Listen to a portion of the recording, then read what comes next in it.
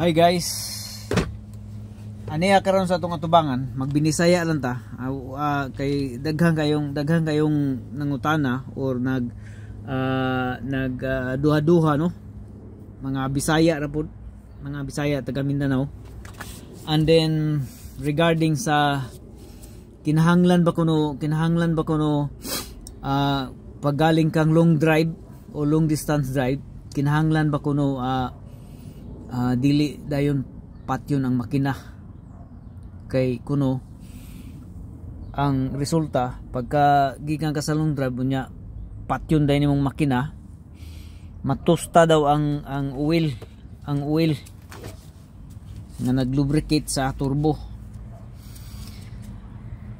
Be in mind guys, ang turbo design gini sa rugged design, very hot design, like bisag unsaon nyo, as long as fully lubrication lang siya, dili gini siya basta mo bigay ang yang impeller, sama ni ani ni bigay ng impeller.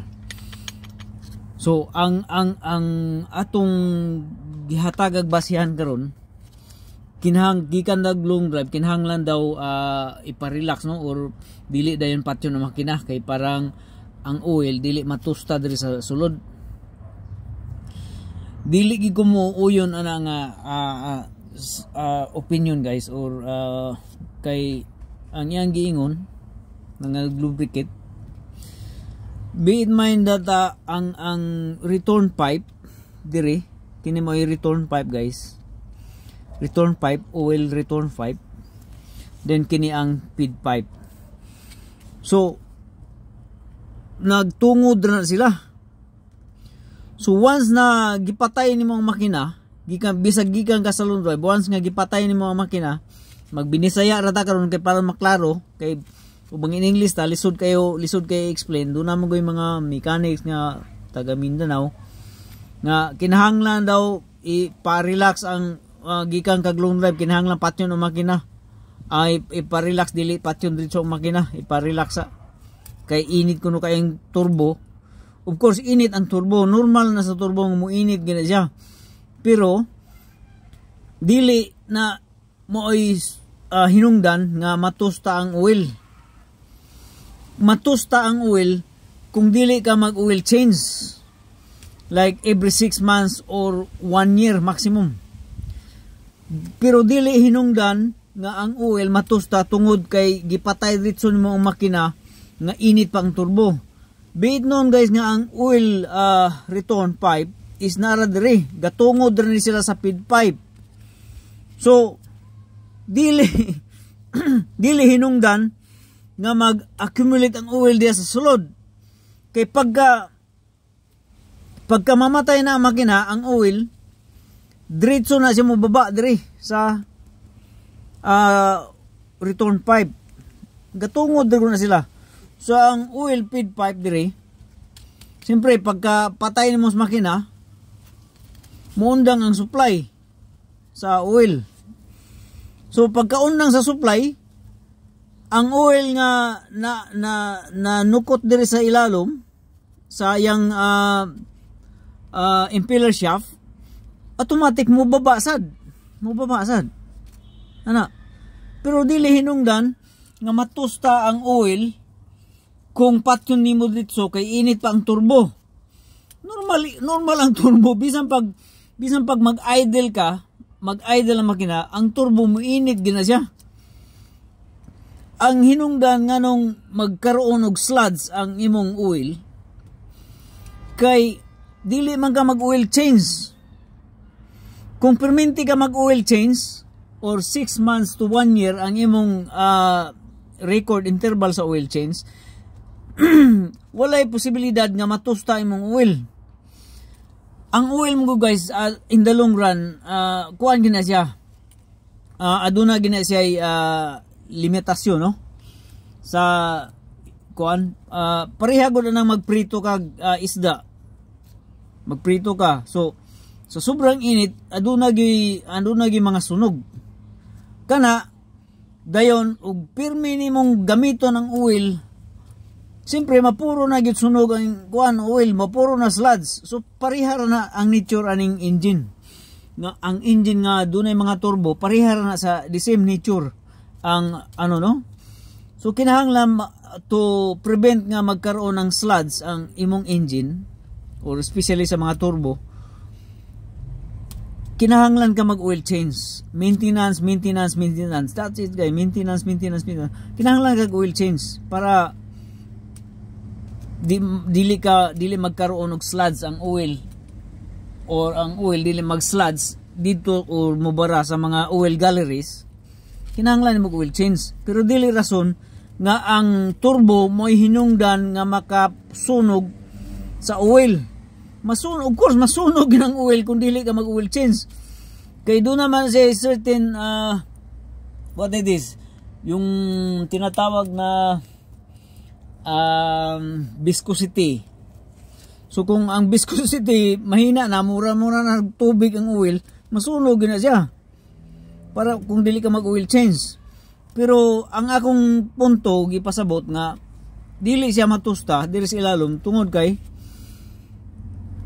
ang oil pipe, ang return pipe niya, oil return pipe, gatungod ra og sa feed pipe. So pagpatay sa makina, ang oil diretso baba sa balik doon sa oil sump. So mali ang explanation sa ubano, mali talaga. Dili kinahanglan nga gikan ka sa long drive pa dili din patyo ng makina, no. Pwede no patyo ng makina. Okay, even if dili nimo kuha ng ang oil, magkuha niya na siya, tosta na siya kung dili ka mag oil change. So mo na guys, so dili ka kurat o dili ka tingala kung anong na oil sludge.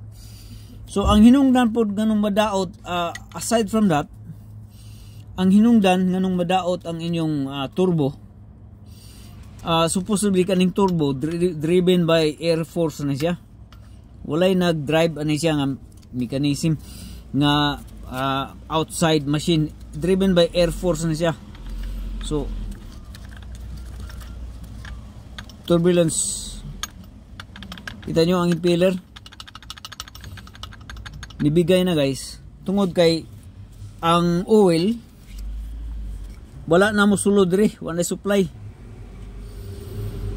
na, barado na ang supply sa oil, forming into sludge. Kaya wala na ko ano, dili walay oil change ang tag-iya mo nang nahimong barado ang passage sa oil galleries tunggama sa walay oil change, walay lack of maintenance ang sasakyan actually. So ug maintenance imong sasakyanan mo resulta gina sa expensive things. Sama ani impeller shaft bumigay na dahil walay lubrication diri sa or walay supply sa feed pipe, walay oil nga ni sulod sa feed pipe tungod kay barado sa sobrang sludge. O again guys, contradict ko sa gisulti sa uban nga kinahanglan nimo papahuwayon ang makina para ang turbo or ang makina or ang turbo dili mag karoon og what is this kanang kuano tusta ang oil. So normal na siya guys, ang turbo init gana siya, so ang prevention na to diya para di matusta imong oil, mag oil change ka. Kung dili ka mag oil change, dili nimo maintain, magdaginot ka sa imong budget para sa oil change, hasta turbo unit nimo magguba gina.